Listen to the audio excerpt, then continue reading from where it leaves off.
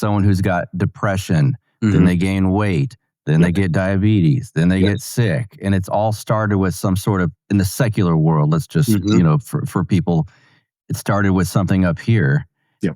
Maybe from our perspective, it starts from something in the noose.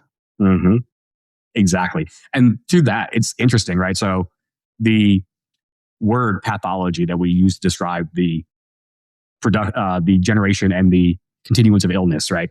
It comes from pathy or pathoi. We don't want to be pedantic about the Greek. That right there is the root word for the passions. So the passions are your sicknesses that are happening. So there's a lot of analogy to be made between physical sickness and the passions. And there's a lot of direct correlation where the passions are coming on you for gluttony, for acedia, which is depression, despondency, for lust, for any of those things. There is a physical component and there is a spiritual component. And to that degree, right, what is one of the biggest ones for lust we'll use? It's to fast. And it's like, well, how does that even make sense? Well, the food, yes, the passions there, it's creating temperance, creating discipline. That's one level. There's the biochemical level of, oh, well, I'm not eating as much meat, so I'm not getting as much zinc. And so I'm not getting as much fat. So my cholesterol levels are going to be lower.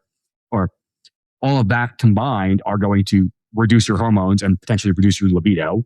And so, there's a physiological component. There is the mental component of discipline, and there's the spiritual component. And so every level works together. And so it's not an either or, all of it is holistic in the true sense of the word.